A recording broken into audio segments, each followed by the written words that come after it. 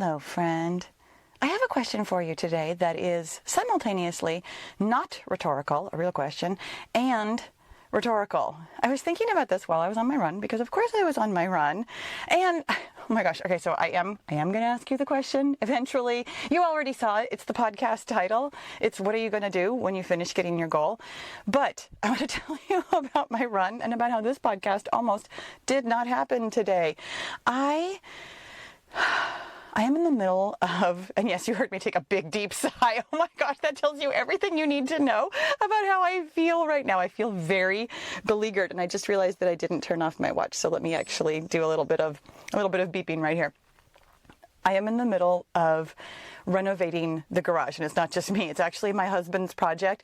But you may or may not know, if you've been listening to the newly renovated Get Your Goal podcast, that my podcast studio is in my garage. I absolutely love the setup that I have. I have sound dampening walls that are flexible, and so I think they're like 8 feet long, and I have 2 of them, so it goes around in this circle that would have therefore a circumference, I had to think about the word, a circumference of about 16 feet. So it's cozy. I mean, it's a tiny little space. You may or may not have seen, I think I've only made like one video that's on YouTube and one little short reel on Instagram that has my neon sign in the background. I bought a neon sign that says Get Your Goal, and it's hot pink, and I absolutely love it. And the chair that I sit on in my podcast studio is Blossom's old chair. If you are familiar with me from YouTube, and if you're not, that's completely okay. But if you are familiar with me from YouTube, for years I was a fitness and weight loss coach. And I used to do follow-along workout videos. I don't do that anymore. I stopped doing that in, oh my gosh, 2022. It's been almost 3 years, y'all. So crazy. So crazy because it simultaneously feels like yesterday and also a million years ago, a different lifetime ago. But anyways, I used to have this sweet little dog named Blossom, and she used to come out and sit with me, and the chair was, on camera in my workout room. And so I always refer to it as Blossom's chair. And it's kind of funny because my cats actually used to sit in that chair, not my current cats, but my old cats, Rosie and Agatha, used to sit in that chair way more than Blossom. It's just that Blossom always sat in that chair on camera, so it became Blossom's chair. In any event, I love my podcast studio. It's so cozy, it's so comfy, and it is completely disassembled right now because we are renovating the garage. Our garage has historically been something of a mess, and I say that with love. We have never really put up like cohesive shelving or gotten bins for all of the stuff. So there's just a lot of things in our garage. And my husband actually uses the garage. Like, he's a mechanic. He is a handyman. He doesn't do that by trade, but he's very good with tools. He's good with his hands. He knows how to fix things. We have an old car that he is working on. So anyways, so we're renovating the garage after many, many years of talking about it. I'm super excited about the project. And also, if you have ever renovated, you know what this feels like. You go from this place in your house or your garage that feels like, well, it's kind of a mess, but it's ours and it's fine. And then when you decide to renovate, you make such a bigger mess, getting everything out of all of the nooks and the crannies. And yes, I'm hearing myself. This is such a perfect either metaphor or analogy. I never remember which one is the right word. But you think you're kind of a mess, and you're like, well, but it's a mess I can live with. And then you decide, no, you know what? I'm actually going to renovate. I'm going to change. I'm going to get my goal. And when you first start, everything feels even messier. So that's the part of the project that we're in right now. My podcast studio is completely disassembled, and I am having so much resistance to it, which is also really appropriate for our conversation about getting your goals. You decide, okay, I'm going to change my mindset. I'm going to start journaling. Hey, this girl that I like from YouTube has this daily 3 thing where she's teaching me how to journal, and you're welcome to go watch the masterclass and learn all about the journaling framework. That was my plug. And then you realize, oh my gosh, I have a lot of really unhelpful thoughts in my head. I have a lot of mindset blocks. This is actually really hard. I had no idea this was going to be so difficult. I know, I hear you. So anyways, I went out for my run this morning, and I had so much resistance. I was just like, well, now I can't even podcast. Which I don't think I said it quite that dramatically out loud. It was definitely that dramatic in my head. I knew I wanted to, though, and this is the thing. I do very much enjoy these post-run rambles. I very much enjoy podcasting. This is entirely unrelated to our topic, but I am kind of considering, and I am reluctant to commit to such a thing, except for the fact that it's even less of a commitment than I have right now. I am considering not having a podcasting schedule. I know it's really nice to have a schedule. I know it's really nice to say, oh my gosh, on Wednesdays, Paula's going to have a podcast. But I tell you what, there are some weeks when I could put out like 2 or even 3 podcasts. Like, I've got you on my mind. I'm thinking about you. I want to talk to you. I want to help you get your goal. And I want to tell you, about these concepts or about this thing that you may have noticed and how you can work through it. Like, sometimes you are so much on my mind that I could easily put out more than one podcast. And also, and here's where the reluctance comes in, Sometimes I do intentionally set out for my run thinking, hey, I want to podcast, so let's actually ideate and then create. It's not willpower, which is something we are going to talk about today. It is asking myself very intentionally to do something and to tap into my creative energy in a way that is not, I'm going to say, fully organic. That doesn't make it bad. I still have that creative energy. I am here, open-hearted, so ready to talk to you about this topic today because it did come to me. I did ask myself to come up with a topic, and now here I am recording. So anyways, here's where I was going with this. I am thinking about simply recording when I record and uploading when I upload and letting all of this feel even more organic and even more like me. This is something I am really working through right now in my own life, in my own business, about making it the most me. And that really is a perfect segue into what we are talking about today. The real part of the question, what are you going to do when you finish getting your goal? And I actually legitimately want you to, after I tell you a little bit more about this question, pause the podcast and actually answer this question for yourself. Because when you answer this question for yourself, the second half, or well, probably won't be half and half, but the second part of the podcast where we dive into like the mindset and the concepts and what to do and how to do it kind of a thing is going to make so much more sense. Right now, you have a goal. You have a goal, and it is something that you want. And it's probably, hopefully, pretty specific. I mean, over the years, I have definitely come down with the hammer, like, you have to know exactly what you want, and it has to have numbers, and you need to be very clear, and you need to have parameters on it, and it needs to be, like, fixed. Otherwise, it's like a GPS, and you don't know where you're going. Yes, and there's a thing that you want, and there's also a thing that you want from that thing. Here's what I mean. You might currently have a goal in mind, like, I want to weigh whatever. I want to cross the finish line of a 5K. I want to write a book. I want to have a business. Something along those lines. Those are excellent goals. I highly encourage you to have goals that are tangible like that. And this question of what are you going to do after you get your goal really informs you about what you want from that goal. There are people, lots of people, many people who want to run, let's say, a marathon simply to prove that they can. Therefore, they run one marathon, and then, maybe they run again, maybe they don't. Maybe it's just like a thing they did, and then they're perfectly happy to go on to some other kind of goal. There are plenty of people who want to write a book just to prove they can, just because they know they have a book in them. It's super exciting to get it out of them. And then, you know what? That was kind of it. Like, let me go ahead and go on with my life and do something else. There are plenty of people who want to, like, start a business just to see what it feels like. And let me tell you something, entrepreneurship, not for the faint of heart. But there are people who want to do something once. I have zero judgment about that. I honestly, truly believe that that is a very specific and unique and interesting type of goal-getting personality. And if that is you, then this question actually still applies to you. And it's very interesting to think about what it is you want after you've gotten your goal.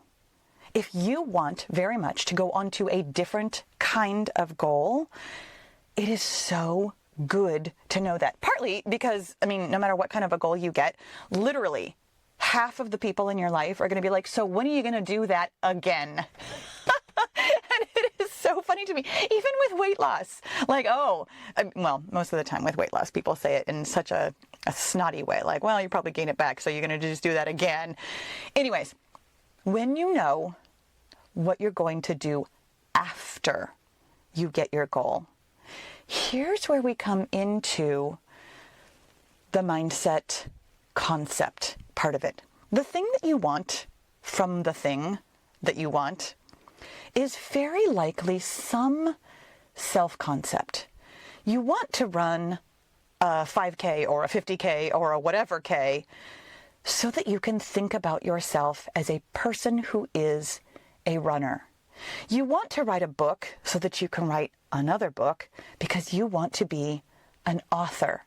You want to lose weight so you can be a person who is done losing weight. You want to run a business so you can be a person who creates success for yourself on your own terms.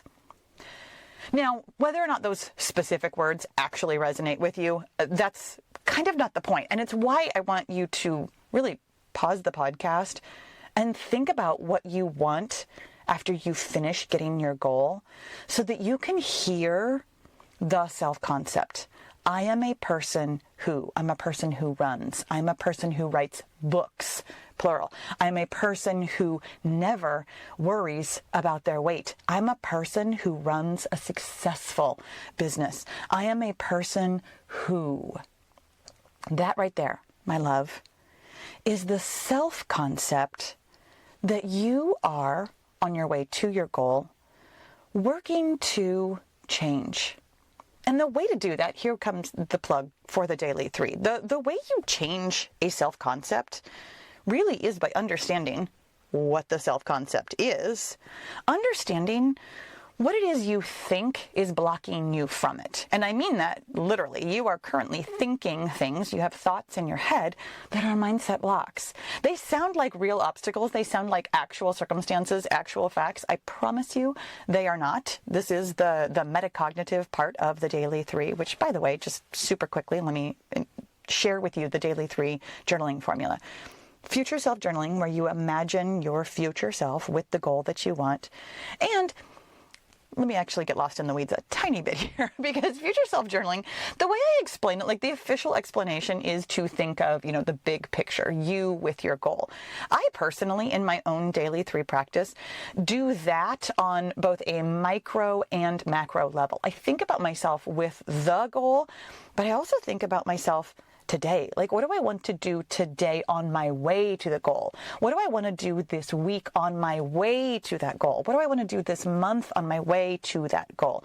I like to break it down into lots of little pieces, not just the big picture. You are absolutely welcome to use future self-journaling in whatever way makes the most sense for you. Metacognitive journaling is really metacognition, thinking about your thoughts, understanding that your thoughts are thoughts, and taking the time to break your current emotional resonance with those thoughts by feeling the feelings they create. When you feel the feeling of a mindset block, you release it from your life. The third part of the Daily 3 journaling, or journaling framework, is success journaling. Taking the time to take credit for what you are currently doing and watching it add up and stepping gently, because this is the hardest work, stepping gently into the self-concept of the person who has your goal. It's why it's important to know what you want after you finish getting your goal, so that you know what self-concept you are aiming for. And here is the actual rhetorical part of that question. the truth of it is that what you will do after you finish getting your goal is exactly what you've been doing to get your goal. And I say that as a word of warning that right now, while you are on your way to getting your goal, it's really a great time to notice where you are doing things from willpower, where you are doing things from self-discipline, where you are doing things from obligation, where you are doing things from a place of, I don't trust myself, so I have to do it this exact way, or a place of, I can't wait to be done with this. When you notice yourself, and notice I said when, love, me too. Let me tell you the story about how I lost weight from absolute 100% willpower and didn't realize it, and was offering all y'all all kinds of weight loss advice that really corroborated a lot of my own mindset blocks. The way that I used to talk about weight loss was simply have a routine. Like, do the same thing every single day in ways that make sense for you. I mean, let me step back from that. I've always, as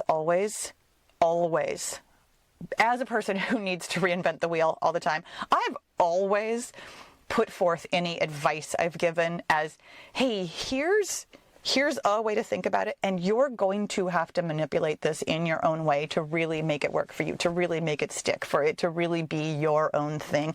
And here's how I made this work. Do the same thing every day so you don't have to think about it. To me, that felt insanely easy, and I really offered that up as though it had the nature of being easy. Well, come to find out, working with hundreds and then thousands of women, ain't no such thing as easy for everybody. There is truly no such thing as a strategy that works for everybody. We all of us, every single one of us, are the most beautiful, unique, and lovely snowflakes that have our own mindset blocks and our own mindset superhighways.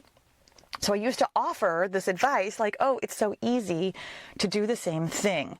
Well, come to find out that doing the same thing that I thought was actually me not really trusting myself to make spontaneous decisions in the moment, every minute of every day, that actually benefited me. I really had a lot of diet thinking. And it's so fascinating to me getting out of that diet thinking to really hear how at the time it definitely felt like a mindset superhighway. And let me pull this apart a little bit, even though we're not really talking about weight loss. It is a topic that I can talk about a lot. No matter what you do on your way to your goal, there will be things that feel simple to you that you can finish untangling whenever you finish untangling them. Ultimately, I believe that every single one of us wants to be us. You want to be you in a way that feels amazing. And sometimes you will have strategies that feel good enough that you don't realize that they are a little bit of discipline, a little bit of willpower, a little bit of, I don't quite trust myself here, until later. I'm never offering you that what you're doing is wrong. Let's be very clear about that. No matter what you're doing it right. You're doing it the way you are right now. There's no such thing as doing it wrong. And you are welcome to pull things apart when it makes sense to pull them apart. When I was losing weight, I felt great. I felt really good about what I was doing. I felt really good about offering that advice to you, especially for the people that had the same kind of mindset superhighways I did, that creating a routine for yourself where you're just relaxing into doing the same things every day felt good for a lot of people. And For those of you that never felt amazing for, I really do apologize for offering it up as though it was the way to lose weight. There was a part of me that understood that the right way is always your way. And I know I said it, but I don't know if I said it enough. And I'm saying it now so that you can really hear it now, so that you can really set yourself free to be you. And sometimes being you feels a little scary, which could be why some goals are easier to get and some goals are harder to get. When you find the mindset superhighways like I did with weight loss that felt good enough, no, it wasn't really 100% me honoring myself and trusting myself.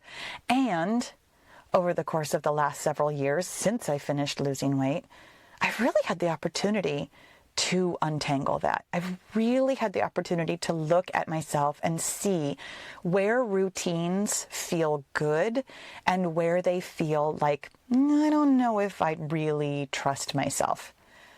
This is actually kind of the conversation that we had about the podcast today. I 100% trust myself to speak to you when I want to speak to you. And there's a part of me that thinks that having that routine, the podcast comes out every Wednesday, could help me. My work right now is to examine that little bit of reluctance, that little bit of, but what if I don't do what I say I want to do? What if I, quote unquote, can't trust myself to put out the podcast? This is, if you choose to accept it, your work on your way to getting your goal. This is the work that I'm doing on my way to my business goal with the Daily 3. I'm really seeing a vision every day that's getting clearer and clearer the more I practice seeing it, of me running my business in a way that feels like complete relaxation, complete 100% self-trust.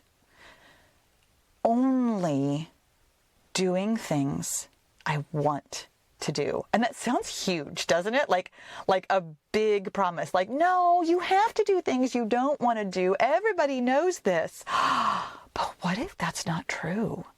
What if you and I can get our goals by being 100% ourselves and doing things, all of the things, in a way that actually feel good?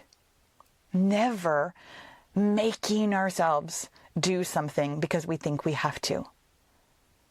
Like, your brain is exploding with that right now, right? Mine too. I know. That is my vision of future me, running my business in a way that feels amazing. And my work on the way there is to untangle all of the things that are exploding in my brain right now. Like, I'm actually, sorry for the long pause there. I'm like hearing a couple of things like I can't possibly, or how will I do that? Or what will that even look like? My brain is trying really hard to figure out how. And that's a part of the metacognitive journaling, where you untangle all the sentences in your head that are saying things like, I have to do X, Y, and Z, or the only way is this specific way. The next part of it is success journaling. This one's still tricky for me. You can hear me talking slower right now. I'm thinking this through. How is this really helping me get to my goal? Well, I'll tell you how, because as soon as I actually hit stop on the recording of this podcast, I know, because I can feel it right now. I can feel it in my body that this podcast was exactly what I wanted to say to you today. I didn't know this was exactly how it was going to shake down until the words are coming out of my mouth. And this has nothing to do with my podcast studio. It has nothing to do with the circumstances, and it has everything to do with me being me. This recording of the podcast, this renovated, rejuvenated Get Your Goal podcast, has been such a gift to me. And I truly hope that it's a gift to you too. I truly hope that a little bit of real-time information, watching me muddle through the way that I do and sharing my concepts with you from a place of, I'm not trying to hammer something home. I'm not super polished. I didn't write it all down first, and these are the 3 ways, but just talking to you human to human. I hope that this feels as amazing for you as it does for me, because I want you to have this feeling too. Right now in my body, I feel like the most me, even though I'm sitting in my minivan, even though I'm not in Blossom's chair. I don't have my neon light softly, cozily lighting up my little tiny room. It has nothing to do with the circumstances and everything to do with me. You can feel like the most you on your way to your goal and after you've gotten it. You can, when you finish getting your goal, be a person who feels like you. And here's the thing. Sometimes on your way there, you're going to feel exactly like not you. You're going to feel like the shadow version of you. You're going to feel like the most constricted, the most restricted, the most yucky version of you. And that is information. That is really important information. You've heard me say it before. I'm going to say it again. I will probably say it every single podcast. It is most effective when I am talking about exercise, but honestly, it's most effective everywhere. I am a person who deeply believes and does not judge myself for. I am the kind of person who has to do something quote unquote wrong. I have to go too far to know what's just right. I encourage you to go too far to know what's right for you. I encourage you to break eggs on your way to making your omelet. I encourage you to do things that feel absolutely awful. What? Yes. I encourage you to feel awful on your way to your goal so that once you have it, you really deeply know what feels good. Uncover all those parts of getting to your goal that you don't want to be doing after you've finished getting it. And really, really lovingly untangle them in ways that work for you so that you can have your goal. Not just get it, but be the person who. My friend, I'm so glad you came along with me today for this ride. Thank you so much every time I post a podcast for listening. I'll talk to you again soon.